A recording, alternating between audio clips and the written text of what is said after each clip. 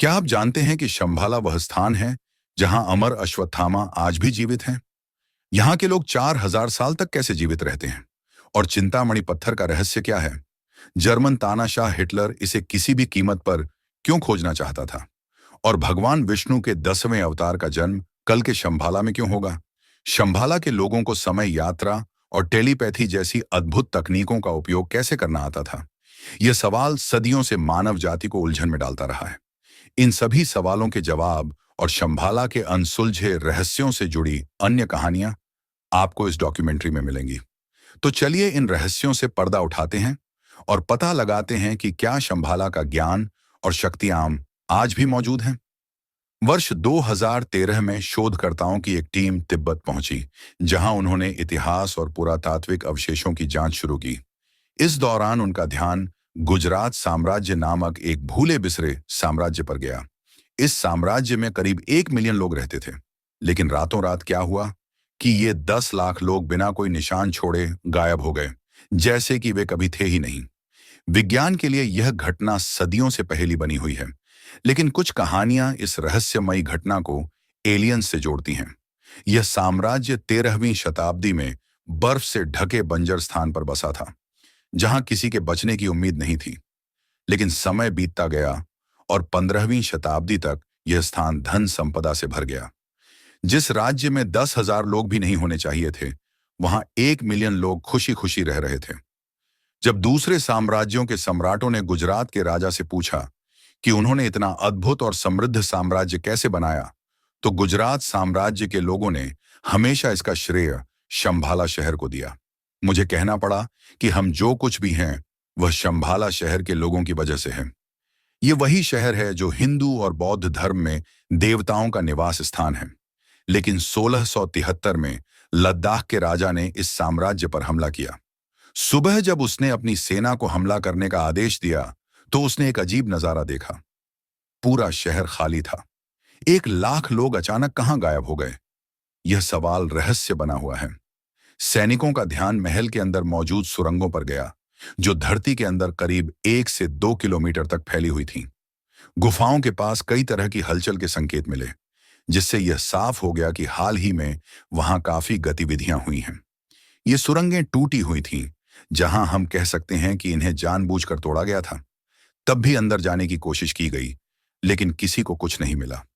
आखिरकार उनकी खोज उन्हें उन सुरंगों तक ले गई जो कैलाश पर्वत की ओर जाती थीं, जो भगवान शिव का निवास स्थान है।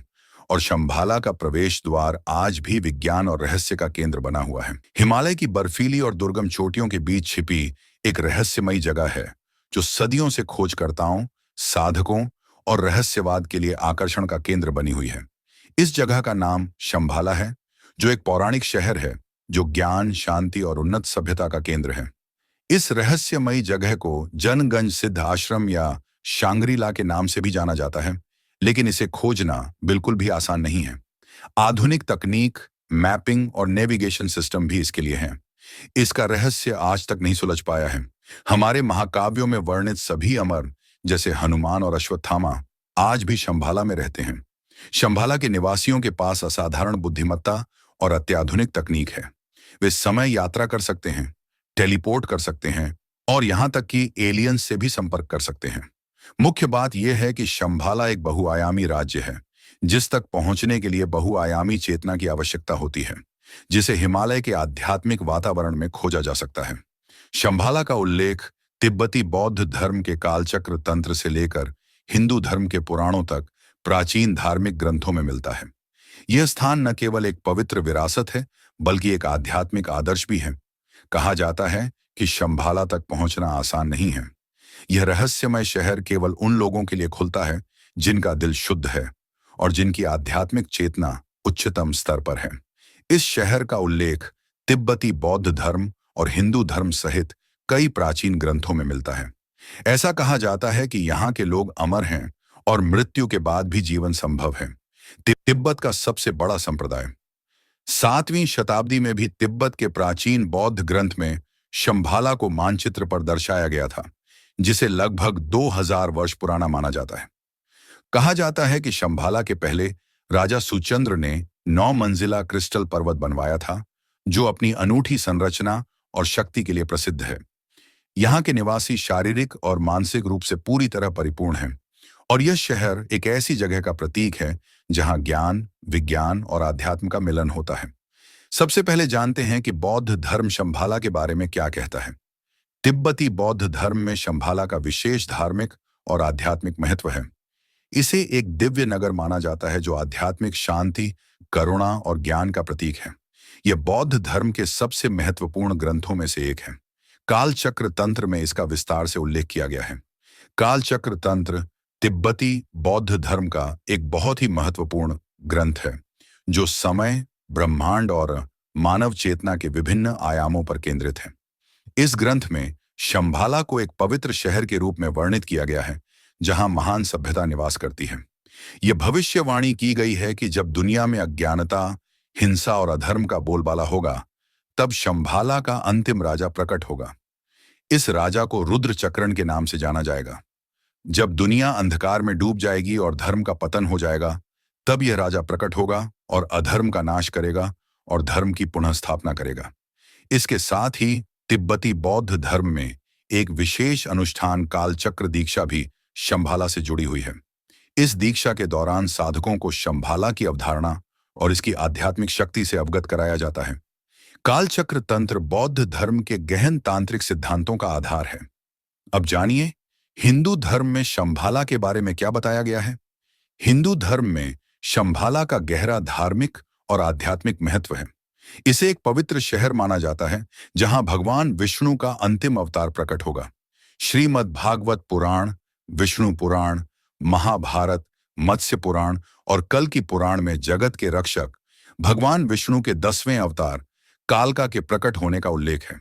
ऐसा माना जाता है कि शंभाला में कालका अवतार का जन्म होगा और वह राक्षस काली का वध करके बुराइयों का अंत करेंगे, जिससे सत्य युग या कालका युग की शुरुआत होगी। धार्मिक ग्रंथों के अनुसार कलयुग की अवधि 32,000 वर्ष है और इसका पहला चरण चल रहा है। जब कलयुग का अंतिम चरण आएगा, तब भगवान विष्णु काल का अवतार लेंगे। उन्हें हाथ में चमकती तलवार लिए घुड़सवार योद्धा के रूप में दर्शाया गया है। ऐसा माना जाता है कि श्री कृष्ण के जन्म के समय ही इस भविष्यवाणी का संकेत मिल गया था और काल का अवतार का जन्म श्री कृष्ण के जन्म के 21वें पखवाड़े में या मार्गशीर्ष मास के कृष्ण पक्ष की अष्टमी को होगा। अब आइए जानते हैं कि श्रीमद् भागवत पुराण में शंभाला और काल का अवतार के बारे में क्या कहा गया है। श्रीमद् भागवत पुराण के प्रथम भाग के 3रे अध्याय के 25वें श्लोक में कहा गया है कि 2 युगों के संधिकाल में जब पृथ्वी के शासक पतित और लुटेरे हो जाएंगे, तब ब्रह्मांड के स्वामी भगवान विष्णु काली अवतार लेंगे और विष्णु यश के पुत्र बनेंगे। और श्रीमद् भागवत पुराण के 12वें भाग के 2रे अध्याय के 18वें श्लोक से यह सिद्ध होता है कि भगवान कल्कि का जन्म शंभाला में होगा। शंभाला ग्राम मुख्य स्य ब्राह्मण स्य महात्मा भवनिश यश कल्कि पृथर्व भव शती का जन्म परम पूज्य ब्राह्मण महान आत्मा विष्णु यशवल्ल के घर हुआ था। शंभाला को खोजने के लिए इतिहास में अनेक साहसिक यात्राएं और शोध किए गए, लेकिन इनमें से कोई भी खोज पूरी तरह सफल नहीं हुई।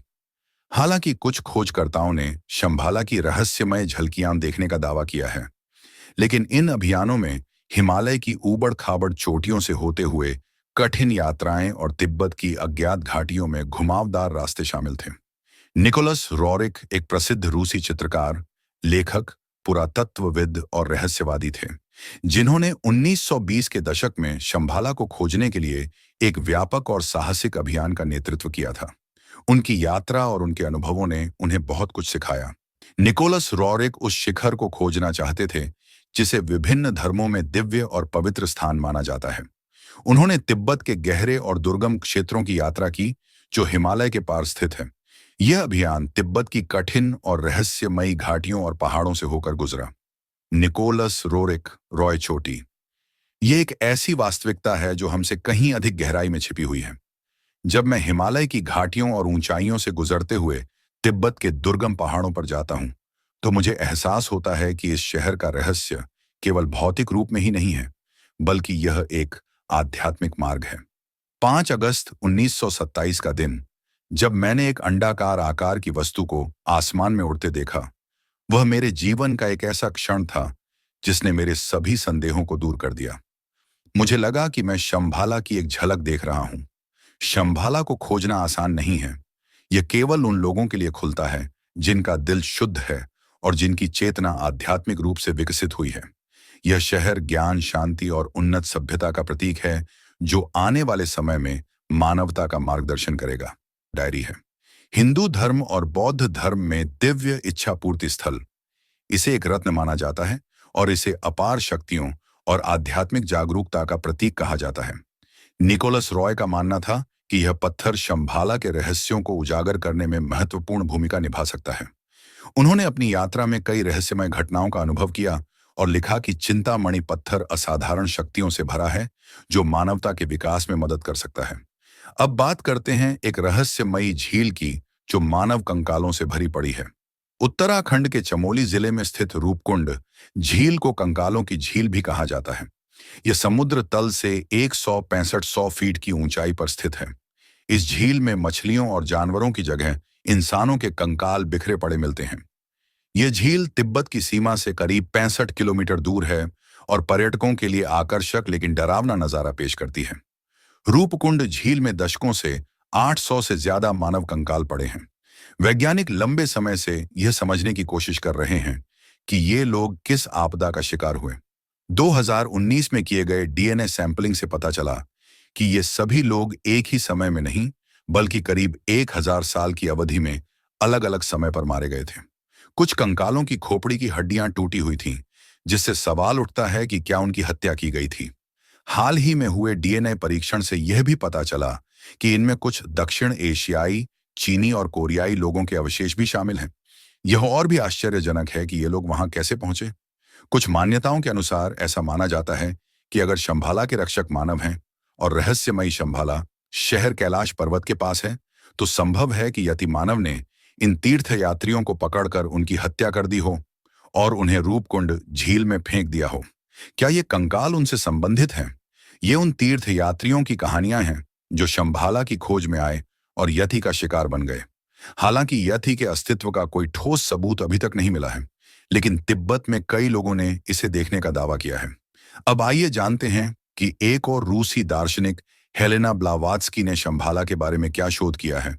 हेलेना ब्लावात्स्की एक प्रसिद्ध रूसी रहस्यवादी दार्शनिक और थियोसॉफिकल सोसाइटी की सह संस्थापक थीं। उन्होंने अपने जीवन काल में कई प्राचीन धर्मों, दार्शनिक परंपराओं और रहस्यमय ज्ञान का पता लगाया। शंभाला पर उनका अन्वेषण और शोध थियोसॉफिकल सिद्धांतों में एक महत्वपूर्ण स्थान रखता है और यह एक रहस्यमय और आध्यात्मिक दृष्टिकोण से गहराई से जुड़ा हुआ है। हेलेना ब्लावात्स्की अपने अनुभवों का वर्णन करते हुए कहती हैं कि शंभाला कोई साधारण जगह नहीं है।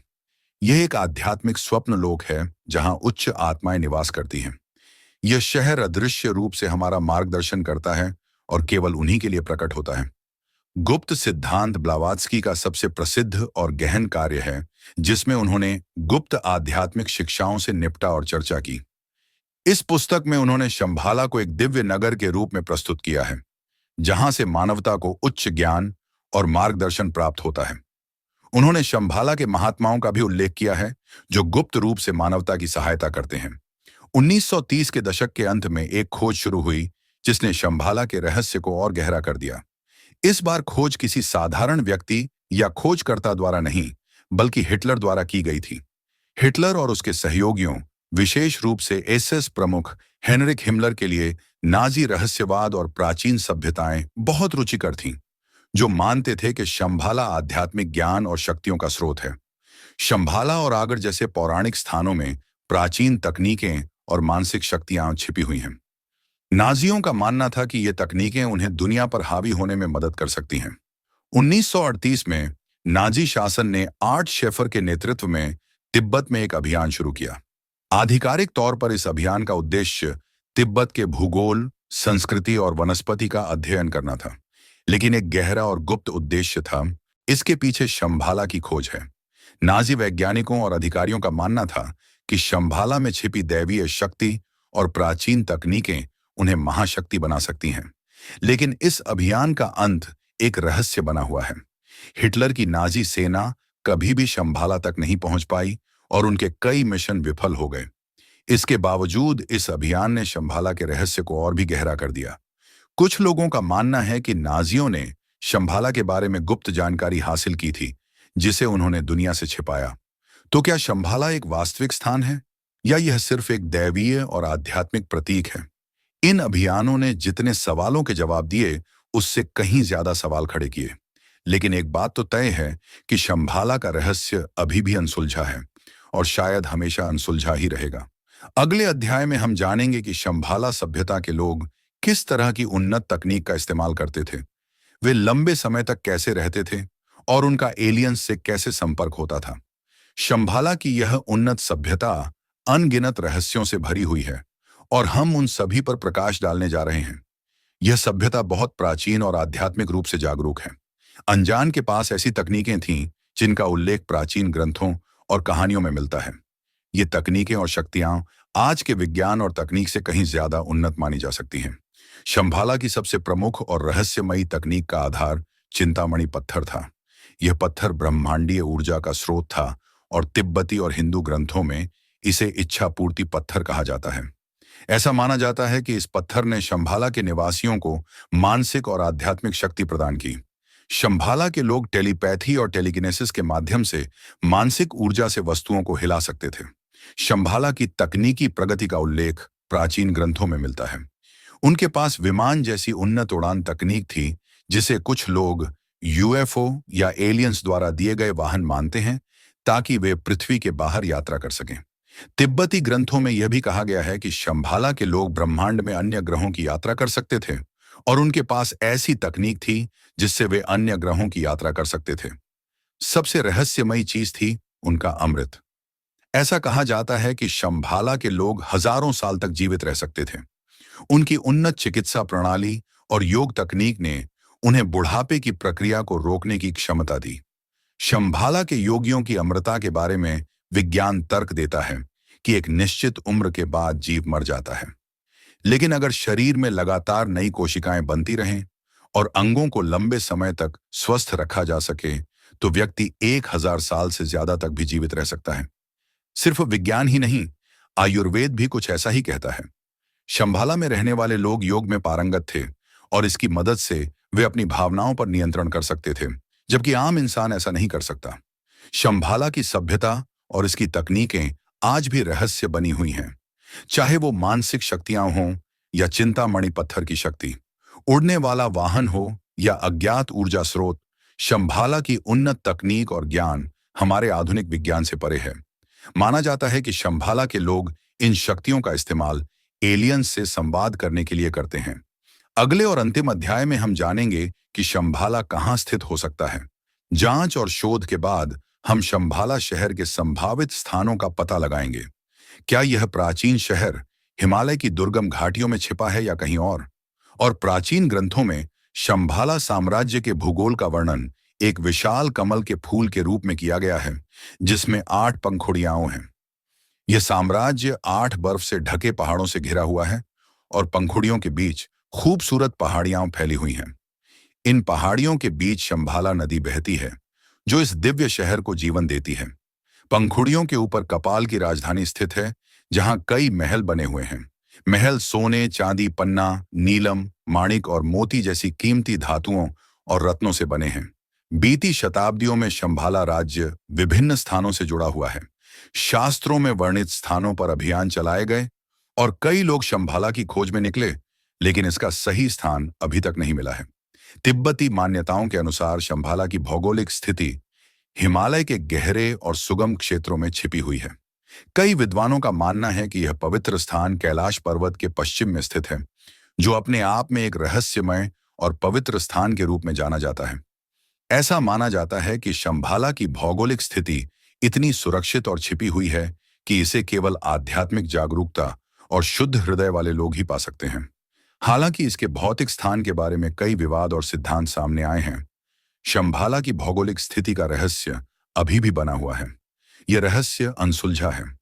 शायद यह आपको हमेशा हमारी सीमाओं से परे अज्ञात दुनिया की खोज करने के लिए प्रेरित करेगा। तो दोस्तों, यह था शंभाला नगरी का रहस्य। आपको यह डॉक्यूमेंट्री कैसी लगी? हमें लाइक और कमेंट करके जरूर बताएं, क्योंकि आपके विचार हमारे लिए बहुत महत्वपूर्ण हैं। और अगर आप हमारे विचारों को जानना चाहते हैं तो हमारे साथ बने रहें। अगर आपको ऐसी कोई जानकारी चाहिए तो चैनल को सब्सक्राइब करें और बेल आइकन दबाना न भूलें। मिलते हैं एक और नई डॉक्यूमेंट्री के साथ। तब तक के लिए शुक्रिया।